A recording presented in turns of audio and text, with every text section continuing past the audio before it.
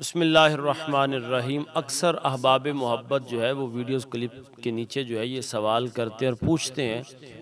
کہ کتنا درود پاک پڑھنا چاہیے۔ تو اس کا سادہ سا جواب جو ہے وہ یہ کہ جتنا ذوق آئے، جتنا دل کرے،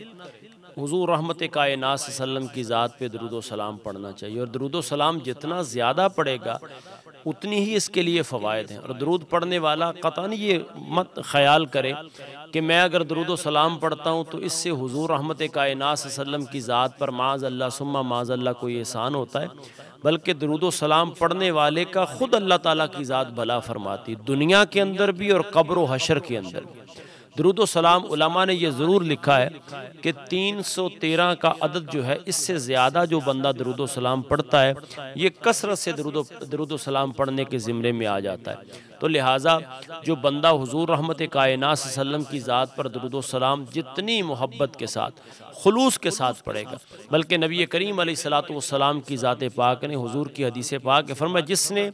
میری ذات پہ درود و سلام لکھا، یعنی میرے نام کے ساتھ درود و سلام لکھا، اب جب تک وہ کتاب پڑھی جاتی رہے گی یا جب تک کتاب کے اندر وہ موجود رہے گا،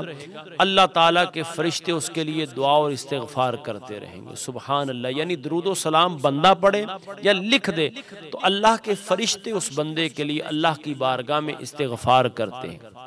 کتنا خوبصورت وظیفہ ہے درود و سلام کا کہ نبی کریم علیہ الصلوۃ والسلام کی ذات پہ درود پڑھنے سے بڑی خوبصورت بات کسی نے سادہ سے کی، اس نے کہا درود پڑھنے سے ثواب ملتا ہے اور سلام پڑھنے سے جواب ملتا ہے۔ تو جس دن تصور کیجئے کسی ایک دن حضور رحمت کائنات صلی اللہ علیہ وسلم نے فرما دیا وعلیکم السلام، اے میرے غلام تجھ پر بھی سلامتی ہو، تو میں یہ سمجھتا ہوں کہ میں کیا اور ہم کیا، ہماری 7 نسلوں تک اللہ کا کرم ہو جائے گا۔ درود و سلام سے انسان کا ربط حضور کی ذات سے بن جاتا ہے۔ اللہ تعالیٰ کی بارگاہ میں دعا ہے کہ اللہ تعالیٰ مجھے اور آپ کو کثرت سے درود و سلام پڑھنے کی توفیق عطا فرمائے۔